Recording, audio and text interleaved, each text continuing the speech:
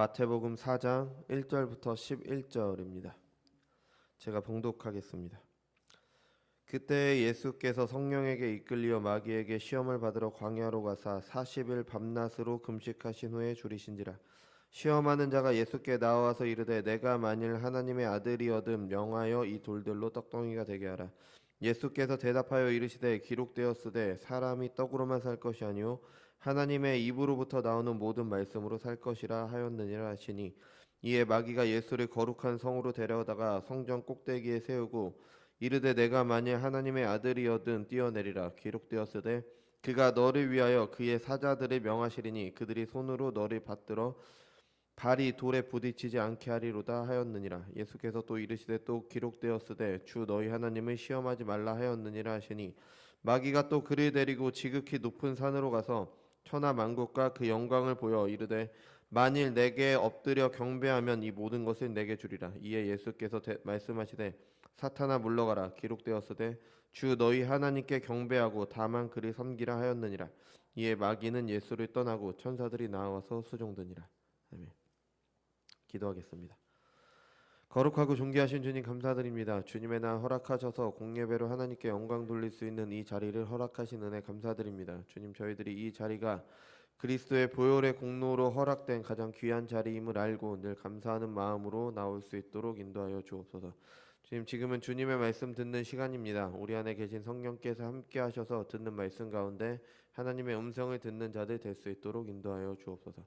감사드리며 사랑이 많으신 예수님의 이름으로 기도드렸습니다.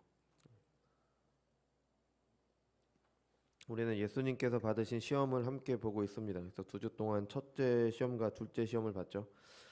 두 시험 가운데 가장 기억에 남는 것은 마귀의 교묘함이었습니다. 마귀는 아주 교묘하게 예수님을 시험했습니다. 첫 번째 시험에서는 당연한 일로 예수님을 시험을 했죠. 그러니까 배가 고플 때 밥을 먹는 것은 당연한 일이잖아요. 그래서 마귀는 그 배고픔이 가장 절박했을 때 이제 예수님을 시험했습니다.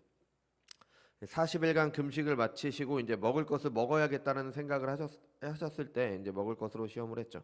그래서 가장 절박한 순간이라는 그 시간을 잘 활용을 했습니다. 그리고 표면적으로 볼 때 마귀의 요구는 괜찮은 것처럼 보입니다. 왜냐하면 배고프니까 어차피 먹을 거니까 이제 먹어야 되니까, 이제 예수님께서는 또 돌을 떡으로 만드실 수도 있으니까 뭐 돌을 떡으로 만들어서 먹는 게 그렇게 잘못된 것도 아니니까 이제 뭐 괜찮은 일처럼 보입니다. 근데 이것은 가장 절박한 순간에 하나님을 신뢰함으로 그를 기다리느냐에 대한 시험이었습니다. 그러니까 다시 말하면 가장 절박한 순간에도 하나님께 순종하느냐, 이것에 대한 시험이었습니다. 둘째 시험은 이제 말이 안 되는 요구였죠. 갑자기 높은 곳에 올라가서 떨어져라, 자살해라, 이런 말입니다. 그죠? 이것이 시험이 되는 이유가 있습니다. 그러니까 첫째 시험에서 이미 예수님께서는 하나님께 대한 완전한 순종을 보이셨죠. 그러니까 하나님을 신뢰함으로 이제 그 시험을 이기셨습니다. 그래서 사람이 떡으로만 사는 것이 아니라 하나님의 말씀으로 산다는 것을 이제 그 시험을 물리치신 것으로 증명을 하셨습니다. 그런 예수님께 이제 하나님에 대한 믿음을 이제 그렇다면 증명해 봐라. 네가 하나님을 믿느냐? 하나님을 증명해 봐라. 너의 믿음과 하나님의 말씀이 신실하시다는 것, 그러니까 하나님께서 그의 말씀을 반드시 지키신다는 걸 한번 증명을 해봐라. 네가 만약에 이렇게 떨어졌는데 하나님이 너를 도우시잖아. 그러면 너에게는 좋은 결과가 와. 왜냐하면 너는 하나님의 아들로 인정을 받을 거고, 그리고 하나님께서 정말 계시다는 걸 네가 확인할 수 있는 거니까 한번 시험을 해봐라.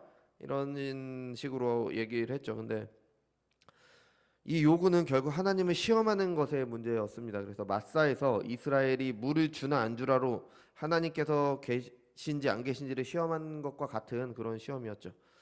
우리가 생각을 해야 되는 것은 사람이 하나님을 시험할 수 없습니다. 사람은 그런 자격도 없고 그럴 능력도 없습니다. 우리의 믿음을 증명하기 위해 하나님을 시험하는 것은 죄입니다. 다른 게 아니라 그냥 불순종입니다. 그러니까 불순종함으로 믿음을 증명하라는 게 둘째 시험에 모순된 말이었습니다. 그러니까 뭐 보통 이런 거죠. 하나님 이렇게 해주시면 내가 하나님께서 계심을 알겠습니다. 하나님 제가 이렇게 할 테니까 하나님은 이렇게 해주셔야 됩니다. 왜냐하면 하나님은 제가 제대로 된 신을 믿고 있다라는 게 증명이 되기 때문입니다. 저는 하나님을 믿으니까 하나님께서는 이렇게 해주셔야 됩니다. 하나님은 내 마음대로 조종하려는 거죠. 이거는 믿음이 아니라 하나님을 시험하는 겁니다. 그래서 하나님의 믿음은 하나님의 말씀이 당연히 이루어질 줄 알고 하나님께 시험하는 게 하나님께 순종하는 게 믿음입니다. 하나님을 시험하는 것은 불순종입니다. 마귀는 아주 교묘하게 이제 불신앙을 믿음으로 포장해서 하나님을 시험하도록 그렇게 유혹을 했습니다. 예수님께서는 이 시험들을 모두 이기셨습니다. 뭐 하나님의 아들이시니까 당연한 것 아니냐? 근데 참 하나님이 아니라 참 사람으로 이 시험을 당하고 계신 겁니다. 새 언약의 중보자이시며 그 언약의 대표이시기 때문에 우리와 똑같은 사람으로 오셨습니다. 그래서 인류의 대표로 하나님과 언약을 맺으신 겁니다. 인류의 대표이시기 때문에 모든 인류가 당하는 시험을 겪으셨습니다. 이것을 통해 우리는 우리가 당하는 시험이 어떤 것인지, 마귀의 속음이 어떤 것인지를 알게 되고요. 동시에 그 시험을 이기신 예수님을 통해서 우리도 이길 수 있다라는 걸 알게 됩니다. 그래서 우리는 구원받은 신자들입니다. 이제는 죄가 아니라 하나님께 순종할 수 있는 새로운 피조물이 되는 그런 은혜를 입었습니다. 그래서 예수님처럼 시험을 이길 수 있는 겁니다. 여전히 연약합니다. 당연히 연약하죠. 하지만 이길 수 있습니다. 이것을 기억하시면서 이제 오늘 세 번째 시험을 같이 보도록 하겠습니다. 세 번째 시험은 이제 앞에 두 가지 시험과는 좀 달라 보여요. 왜냐하면 두 가지 시험은 좀 본뜻이 숨겨져 있어서 교묘했습니다. 근데 세 번째 시험은 좀 노골적이에요. 그래서 예수님 시대의 유대인들은 뭐 다수가 하나님의 신실한 백성들이 아니었죠. 그들이 택함 받은 민족임을 자랑했지만 또 하나님께서 주신 계시를 가지고 있다는 걸 자랑했지만 뭐 정작 하나님을 믿음으로 순종하는 삶을 살지는 않았습니다. 그래서 이런 겉으로만 아는 유대인들도 이 세 번째 시험에서 나오는 마귀의 요구가 잘못되었다는 것을 알 수 있을 정도로 이거는 그냥 말이 안 되는 요구입니다. 그죠? 지금도 마찬가지죠. 그러니까 예수님을 믿게 된 아주 믿게 처음 믿는 그런 분들도 그냥 정말 아주 간단히만 예수님을 하나님을 알고 예수님을 믿는 그런 분이라고 해도 말도 안 되는 그런 요구를 마귀가 하고 있습니다. 마귀의 말이 잘못됐다는 것은 너무 명백한 거죠. 하나님을 믿는 사람이 마귀에게 경배하면 안 되는 겁니다. 너무 명백하잖아요. 너무 당연한 거예요. 그래서 이제 다른 시험과는 달리 이 시험에서는 하나님의 아들이라면 이라는 말이 없습니다. 네가 하나님의 아들이라면 이러이러하게 해라. 그 앞에서는 그랬잖아요. 근데 이건 아니에요. 왜냐하면 하나님의 아들이라면 도저히 할 수 없는 것을 요구하기 때문에, 그러니까 신자라면 당연히 할 수 없는 그런 요구를 하고 있는 겁니다. 신자가 아니라고 해도 마귀는 보통 나쁜 존재잖아요. 그죠? 그러니까 일반 사람들이 생각해도 나쁜 존재예요. 사람들을 유혹해서 잘못된 길로 가도록 하는 어떤 존재에게 경배를 하면 안 된다는 거 너무 당연한 일입니다. 그죠? 뭐 요즘에는 뭐 사탄을 숭배하는 그런 사람들이 있다고 하는데 좀 도대체 왜 숭배하는지 이해가 되질 않습니다. 어쨌든 그런 말도 안 되는 요구를 지금 마귀가 하고 있는 겁니다. 한번 생각을 해보면 마귀는 왜 이런 말도 안 되는 것, 그러니까 잘못됐다는 거 뻔히 알잖아요. 다 알잖아요. 그래서 아무도 걸려 넘어질 것 같지 않은 이런 시험을 왜 했을까요? 도대체 왜 이런 시험을 했을까요? 이게 너무 뻔한데 너무 강력해서 사람들이 걸려 넘어지기 때문입니다. 마귀를 경배하면 안 되는 거 우리 잘 알아요. 근데 마귀를 경배합니다. 참 이상하죠. 그러니까 불나방 같은 사람이란 뭐 요즘에는 안 쓰는지 모르겠는데 예전에는 불나방 같은 사람이라고 있었어요. 왜냐하면 불나방이 계속 불에 가잖아요. 그래서 이런 사람들이 실패할 것을 뻔히 아는데 그 유혹에 끌려서 잘못된 일을 하는 사람들이 많습니다. 그죠? 그러니까 이것을 뻔한데도 유혹에 빠지는 사람들의 모습을 이제 잘 설명을 해줘요. 그러니까 저는 이런 내용이 나올 때 제가 늘 기억하는 드라마의 한 장면이 있어요. 그게 뭐 교도소에서 생활하는 그런 거 내용을 담은 그런 드라마인데 등장 인물 중에 한 사람이 약물에 중독된 사람이었습니다. 근데 그 사람이 이제 교도소 안에서 그래도 괜찮은 사람들, 그러니까 교도소 안에는 다 범죄자 분들이시지만 그래도 좀 괜찮은 그런 방에서 생활하게 되면서 약을 끊겠다고 굳은 결심을 했습니다. 교도소 안에서 그래도 그 괜찮은 사람들과 그렇게 생활하면서 정말 노력을 많이 했어요. 그러니까 뭐 저는 모르지만 그 약을 하는 사람들은 감기약도 먹으면 안 된대요. 그래서 감기가 걸려도 열이 펄펄 끓는데도 주변에서는 약을 권하는데도 그 약까지 안 먹어가면서 이렇게 약물을 끊겠다라고 굳은 결심을 했습니다. 출소하는 날 가족들은 이제 근처에 있는 식당에서 그분을 기다리고 있어요. 그 장면이 아직까지도 기억이 나요. 그 가족들이 그렇게 기다리고 있고 이 사람은 다시 태어난 사람처럼 그 교도소에서 같이 생활하던 사람들과 인사를 하고 이제 나갔습니다. 이제 새롭게 시작을 하니까. 가는 길에 그의 앞에 승합차가 와서 그 사람을 태워요. 강제로 태우는 것도 아니에요. 그냥 와서 태웁니다. 그 안에서 마약을 보여줍니다. 이 사람은 그것이 나쁘다는 걸 너무 잘 알아요. 그리고 이 마약을 주는 이 사람들이 못됐다는 거를, 이 나를 다시 빠뜨리려고 한다는 거 너무 잘 압니다. 근데 그 유혹을 이기지 못하고 다시 약을 하는 그런 장면이 나옵니다. 교도소 안에서 했던 모든 노력들, 그리고 그를 기다리는 가족들이 뒤로 하고 결국 다시 약을 합니다. 이런 것과 같아요.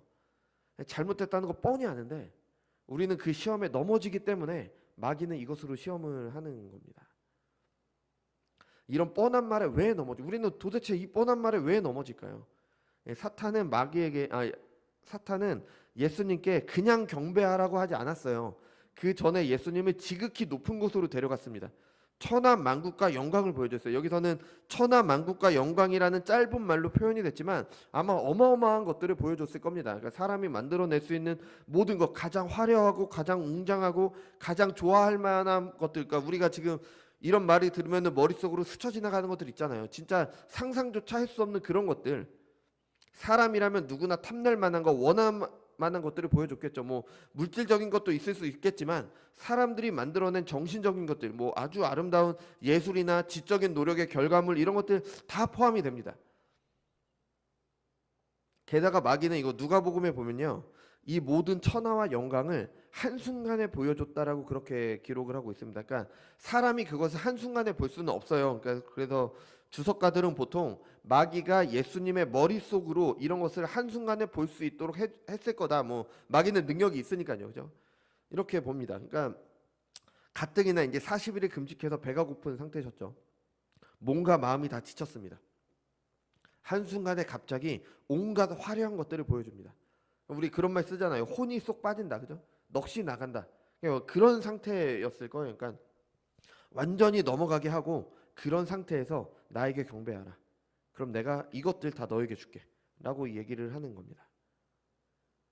이런 마귀의 약속이 한편으로는 아주 틀린 말이 아닌 것처럼 보여요. 왜냐하면 하나님의 섭리 가운데 마귀는 일시적으로 세상을 다스리고 있습니다. 그래서 어느 신학자는 온 세상은 마치 아기가 어미 품에 안겨 있듯이 마귀 품에 안겨 있다고도 얘기를 했습니다.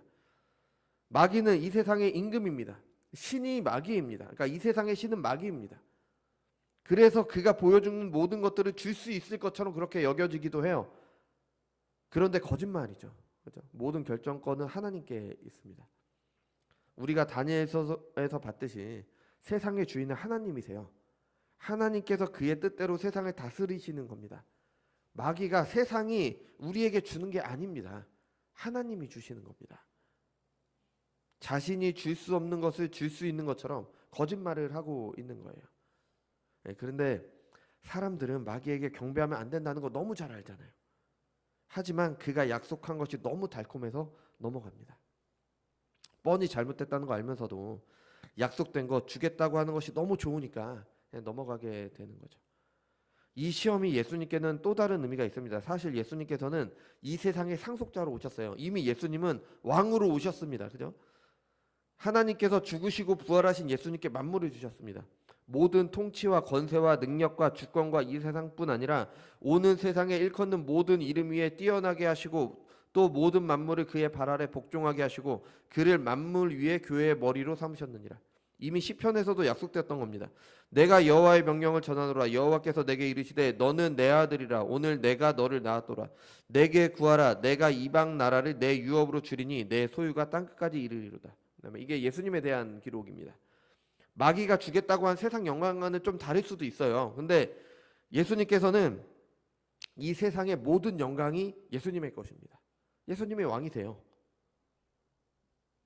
그런데 하나님께서 예수님께 주시겠다고 한 그것은 하나님께서 정하신 방법대로 주십니다. 고난을 받으시고 죽기까지 순종하시고 부활하심이라는 그 과정을 통해서 주시는 겁니다. 그런데 마귀는 그렇게 힘든 길 말고 다른 길로 약속된 그것을 얻으라고 하고 있는 겁니다. 예수님께서 얻으려고 하는 것을 편한 방법으로 제안하고 있는 거예요. 굳이 십자가에 달려 죽을 필요 뭐가 있냐? 굳이 그렇게 고난 중에 살 필요가 뭐가 있어? 내게 경배하라. 이 모든 거 그냥 다 너에게 줄게. 아니 일단 왕이 되고 나서 네가 하면 되잖아. 일단 왕이 되고 나서 네가 하고자 하는 일을 하면 되니까. 그러니까 와서 나에게 경배해. 이거 다 너에게 줄게. 이런 예수님을 향한 시험은 여전히 우리에게도 시험이 됩니다. 우리는 사탄을 경배하면 안 된다는 거 너무 잘 알잖아요. 실제로 그런 일은 없지만 근데 사탄과 계약을 해서 뭐 부와 명예를 얻는다는 영화나 소설들이 있죠. 제가 뭐 읽어보진 않았지만 고전 중에 하나인 괴테의 파우스트란 소설도 그런 내용을 담고 있다라고 그렇게 알고 있습니다. 근데 만약에 저와 여러분에게 이런 제한, 뭐 그럴 일은 없어요. 마귀가 이렇게 와서 제안을 할 일은 없지만 만약에 저와 여러분 앞에 이런 제안이 온다면 우리는 어떻게 반응을 할까요? 하나님을 믿는 신자이기 때문에 사탄과 계약하는 건 상상도 할 수 없는 일이잖아요. 그죠? 당연히 안 된다 이렇게 할 것 같습니다. 우리는 하나님을 믿기 때문에. 근데 실제로 이런 일이 생긴다면 여러분 어떠시겠습니까? 절박한 순간이라면 더욱 그럴 거예요. 만약에 눈앞에 죽음을 앞두고 있습니다. 당장 몇 시간 후면 내가 죽습니다. 남은 가족들이 걱정이 되죠. 그죠? 그럼 너무 억울한 죽음일 수도 있어요. 나는 한평생 고생만 했는데 왜 내가 죽어야 되냐? 난 잘못한 일도 별로 없는데. 그럴 때 악마가 와서 나에게 경배하면 넌 떵떵거리게 더 오래 살 수 있어. 이렇게 한다면 우리는 과연 거절할 수 있을까요?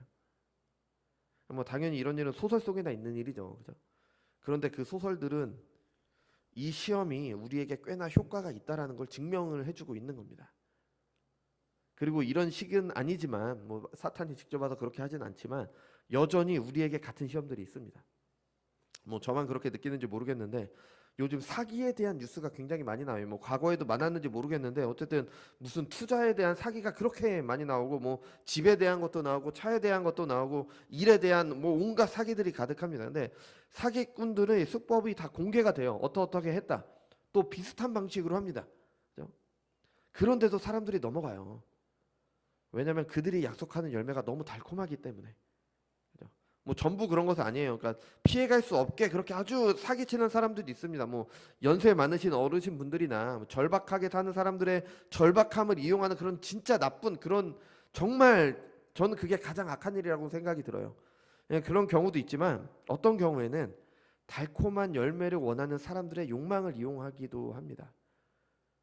그래서 문제가 있다는 것을 사람들이 어느 정도 알 수도 있어요. 알면서도 당사자가 아니라면 이게 좀 멀리서 본다면 내가 그 일을 직접 이렇게 겪는 당사자가 아니라면 한 발짝만 뒤에서 본다면은 당연히 문제가 된다는 걸 쉽게 알 수 있는데도 그 욕망에 넘어가서 그게 잘못된 방식임을 알면서도 하게 되는 겁니다. 그러니까 이것만 봐도 세 번째 시험이 우리에게 얼마나 효과적인 유혹인지 우리는 잘 알 수가 있습니다. 그죠? 한번 욕심이 생기면 우리는 수단과 방법을 가리지 않습니다. 더 높은, 더 고상한 목적이 있는 것처럼 자신을 속이면서 잘못된 방법을 정당합니다. 어차피 세상 얻을 것인데 좀 더 편하게 얻으면 어떠냐. 세상 얻고 나서 할 일 하면 되지 않냐. 예수님을 유혹했던 이 말이 지금도 우리에게 유효한 겁니다. 뭐 간단히 말해서 돈을 많이 벌어서 좋은 일에 쓰면 좋지 않냐. 아니 돈 많이 벌어서 헌금 많이 하면 좋지 않냐. 뭐 재정 풍부하면 교회는 좋을 수도 있습니다. 하지만 잘못된 방식으로 돈을 벌어서 잘 쓰면 된다는 생각은 하나님을 거역하는 생각입니다. 결국 내 욕심입니다. 내 욕심으로 불법을 저지르면서 죄책감을 좀 덜어버리기 위해서 변명거리를 찾는 거예요. 뭐 돈을 벌지 말라는 게 아니죠, 당연히. 그죠? 우리는 돈 없으면 이 세상에서 살아갈 수 없습니다. 근데 그 돈을 주시는 것도 결국 하나님이십니다. 근데 하늘에서 뚝 떨어지는 방식으로 주시는 게 아니에요. 뭐 어떤 누구를 따라가서 이렇게 해서 뭔가 뭐 빵 터져서 그렇게 되는 게 아닙니다. 정당하게 일을 해서 일한 만큼의 대가를 받는 방식으로 하나님께서 주시는 겁니다. 그러면 그것이 하나님께서 주셨다는 믿음의 고백으로 우리는 헌금을 하는 거죠. 그죠? 그리고 나서 생활의 필요를 위해서 사용을 하는 겁니다.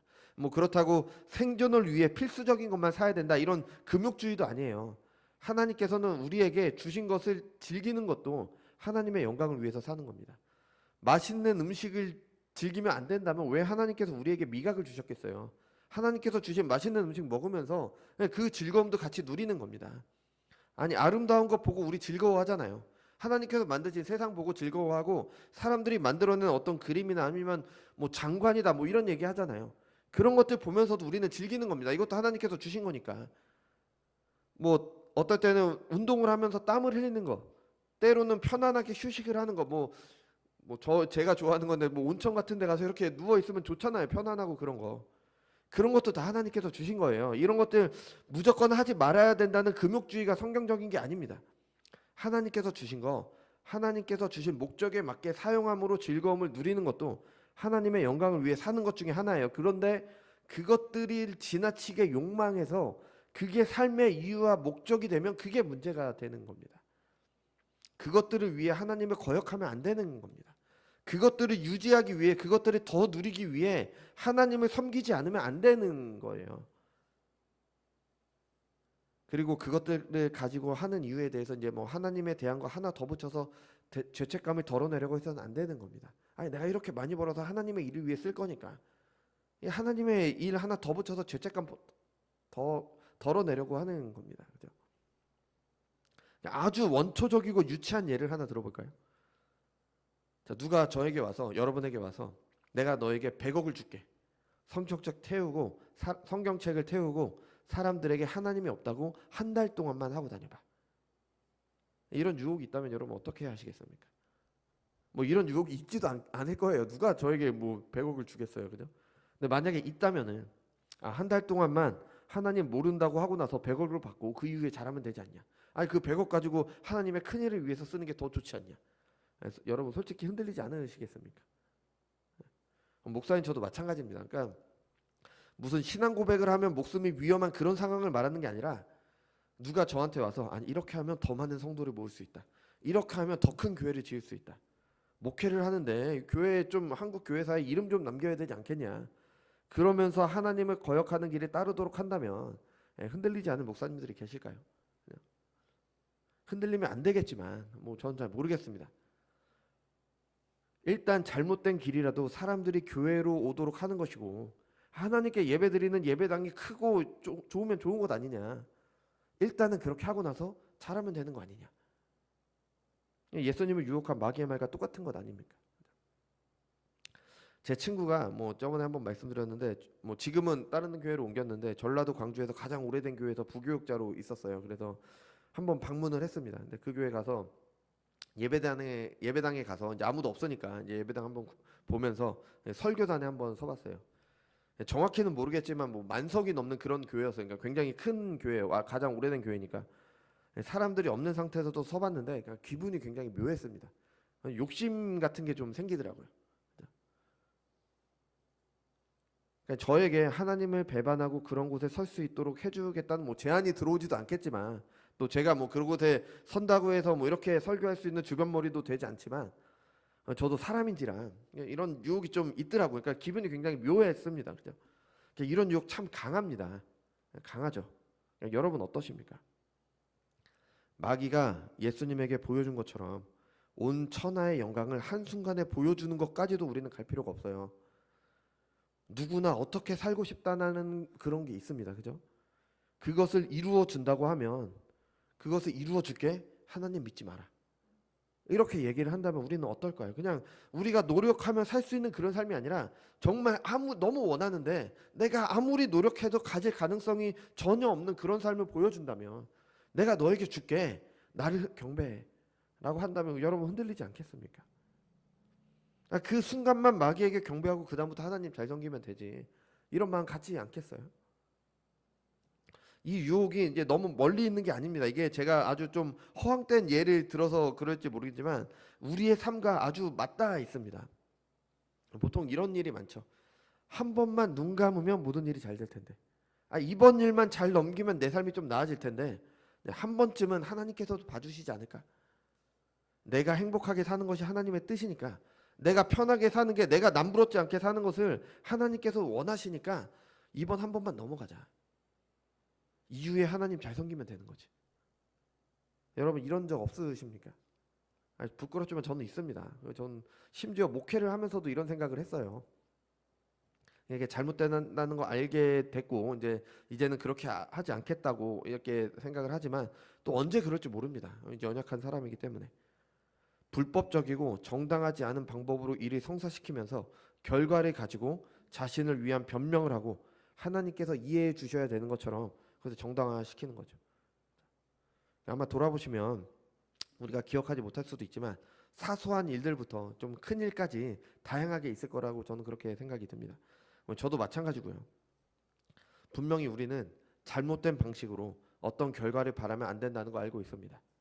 그 잘못된 방식이 약속하는 그 열매가 아무리 달콤하고 좋아도 우리는 마귀에게 경배하면 안 된다는 걸 알고 있어요. 그것보다 하나님께 순종해야 된다는 것도 잘 알고 있습니다. 그런데도 이런 유혹과 시험에 넘어가는 이유는 그것이 주는 결과를 너무 사랑하기 때문입니다. 하나님을 섬기면서 세상 것도 사랑하는 것이 우리의 모습 아닙니까? 요한일서 2장 15절에서 17절은 이제 신자들을 위한 권면입니다.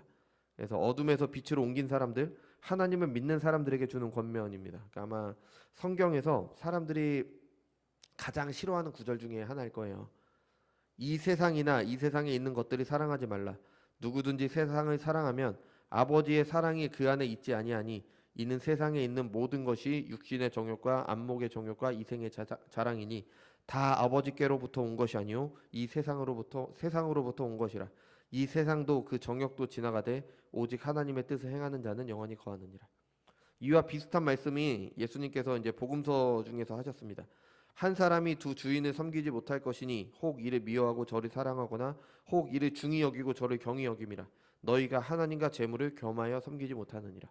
예수님은 재물만 말씀하셨지만 재물로 나타내지는 모든 세상을 말하는 것이겠죠. 사도 요한이 말한 세상은요, 하나님께서 창조하신 피조세계 전부를 말하는 것이 아닙니다. 하나님께서 창조하셨음에도 모든 것을 부정하는 그런 말씀드린 대로 금욕주의가 아닙니다. 하지만 신자들이 해서는 안 되는 몇 가지 세상적인 일, 우리 있잖아요. 몇 가지 것들 있잖아요. 신자라면 반드시 하면 안 되는 일. 그런 것들만 말하는 것도 아닙니다. 그러니까 요한이 말하는 세상은 공중 권세 잡은 자, 사탄이 다스리는 세상에서 하나님을 거역하는 세상 풍조와 그 가르침을 따라 사는 사람들의 모든 삶을 말하는 겁니다. 세상 사람들이 추구하는 것들을 말하고 있는 겁니다. 하나님께서 허락하신 가정이나 결혼이나 이런 것들이 문제가 아니라 세상 풍조를 따르는 사람들이 이루기를 원하는 그런 것들을 말하고 있는 겁니다. 쉽게는 돈, 명예, 하나님이 없는 사람들이 일반적으로 행복을 위해 필요하다고 생각하는 것들, 물론 원하는 것, 욕구 자체가 문제가 아니에요. 배고프면 밥을 먹어야 되고 졸리면 잠을 자야 됩니다. 근데 먹고 마시는 일이 전부가 돼서 내 삶을 지배하면 그것을 성경은 정욕이라고 말하고 있는 겁니다. 먹는 것만 문제가 아니죠. 사람들이 당연히 가지는 욕구들이 이제 다 포함이 되는 겁니다. 그죠? 그래서 이 욕구들이 삶을 지배하는 것이 바로 육신의 정욕입니다. 그러니까 육신의 정욕은 사람이라면 당연히 가지고 있는 욕구들인데 그 욕구들이 내 삶을 지배하게 되면은 그게 바로 육신의 정욕이라고 이야기를 하게 됩니다. 안목의 정욕은 안목은 보는 거잖아요. 그죠? 눈으로 볼 때 원하게 되는 어떤 것들, 눈으로 볼므로써 그것들이 내 삶을 지배하게 되는 것, 아니면 다른 사람이 나를 어떻게 볼까, 그것에 염려해서 살아가게 되는 것, 그것을 말하는 거고요. 이생의 자랑은 세상의 것들이 자랑거리가 되는 걸 말하는 거겠죠. 그래서 그 자랑거리들을 의지해서 살아갈 수 있는 것처럼 사는 것을 말합니다. 출신, 가족, 부지런함, 명성, 혈통, 사회적 지위, 물질, 학교, 지적 수준, 내가 지금 얼마를 버느냐, 이런 것들을 자랑하면서 그것들이 있으면 살 수 있는 것처럼, 그것들이 있어야만 하는 것처럼 집착하는 것, 이것을 말합니다. 이것이 바로 세상 것들입니다. 사도 요한이 말한 세상 것들. 사람들이 사는 삶이고 이것을 사랑하면 하나님을 사랑하는 것이 아닙니다. 그래서 신자라고 해도 이 구절은 별로 그렇게 좋아하지 않습니다. 왜냐하면 우리는 세상을 사랑하기 때문에, 세상 것들을 추구하면서 살기 때문에. 이것을 가만히 보면요, 육신의 정욕과 안목의 정욕과 이생의 자랑이 하나님에 대해서 왜곡된 생각을 가진 하와가 선악과를 봤을 때 느낀 것과 똑같다라고 느껴지게 됩니다. 하나님께 하와가 선악과를 봤을 때 먹음직도 하고 보암직도 하고 지혜롭게 할 만큼 탐스럽게 느꼈습니다. 먹음직은 육신의 정욕, 보암직은 안목의 정욕, 이생의 자랑은 지혜롭게 자신을 자랑할 수 있는 걸 말하는 거겠죠. 그러니까 이렇게 1대1로 연결시키면 좀 그렇지만 어느 정도 이렇게 좀 연결이 되는 것 같습니다. 이런 세상을 사랑하면 하나님을 사랑할 수 없게 됩니다. 이런 탐욕은 결국엔 우상숭배입니다. 하나님이 아닌 다른 신을 섬기는 것이기 때문에 그것을 욕망하는 것, 우리가 욕망하는 어떤 것을 내가 너무 간절히 바라니까 그 자체가 우리에게 우상이 될 수도 있지만 그 모든 욕망 뒤에 그것으로 우리를 유혹하는 마귀가 있는 겁니다. 우리가 이것들을 사랑하면 결국에는 마귀에게 경배하는 겁니다. 이 세 번째 시험에 걸려 넘어지는 거예요. 세상 것을 탐하고 원하는 것, 그건 결국 마귀를 경배하는 겁니다. 예수님께서 또 그의 제자들인 사도들이 너무 명백한 계시로 이것을 주었습니다. 여러분, 이 세상과 세상 것들은 모두 사라질 것입니다. 아무리 대단한 사람도 죽으면 끝이에요. 아무것도 없습니다. 아무리 대단한 삶을 살아도 죽으면 사라집니다. 주님께서 다시 오시는 날 이 모든 것들이 다 사라질 겁니다. 영원한 것은 단 하나입니다. 이 세상도 그 정욕도 지나가되 오직 하나님의 뜻을 행하는 자는 영원히 거하느니라. 복음을 아는 사람은, 복음을 믿는 사람은 이 말의 의미가 무엇인지 잘 알고 있습니다. 모든 것은 다 끝이 납니다. 느부갓네살 꿈에 나왔던 그 산돌이신 예수님께서 이 땅에 다시 오실 때 이 세상, 하나님을 거역하는 세상 풍조는 사라지게 됩니다. 하나님을 믿지 않는 사람들의 삶은 허무합니다. 아무것도 없으니까 인생에 의미가 없습니다. 다 사라질 것이기 때문에. 하지만 신자들은 아닙니다. 하나님께 순종하는 삶을 사는 신자들은 하나님의 영광을 위해 삽니다. 썩어 없어질 것들이 아니라 영혼을 위해 삽니다. 영혼을 위해 산다는 게 산속에 들어가서 돛 닦는 그런 삶이 아닙니다. 다른 사람들과 똑같이 살아요. 세상 사람, 믿지 않는 사람들과 똑같이 삽니다. 하지만 그 삶 가운데 내가 왜 사는지를 알고 하나님께 순종하는 삶을 살아가게 되는 겁니다. 이것이 복음을 바르게 알고 이해한 사람들의 삶입니다. 하나님께서는 죽을 수밖에 없는 죄인들을 그리스도의 공로로 구원하셨습니다. 그것은 죄를 없애시고 우리가 하나님께 순종하는 삶, 하나님 나라를 이루는 삶을 살도록 하신 겁니다. 허무한 삶을 살다 죄 중에 멸망하는 비참에서 건져내셔서 하나님의 뜻대로 사는 영원한 생명을 살 수 있는 은혜를 허락하신 겁니다. 이것을 참으로 아는 사람들은 세상을 사랑하지 않습니다. 누구보다 열심히 살아요. 하나님께서 내게 주신 삶이니까 열심히 삽니다. 하지만 그 세상이 목적이 아닙니다. 하나님의 영광이 목적입니다. 세상 것에 목적이 있지 않습니다. 그래서 욕망을 자극하며 잘못된 방식으로 그 욕망을 이루라는 마귀의 유혹을 점점 이겨나가게 되는 겁니다.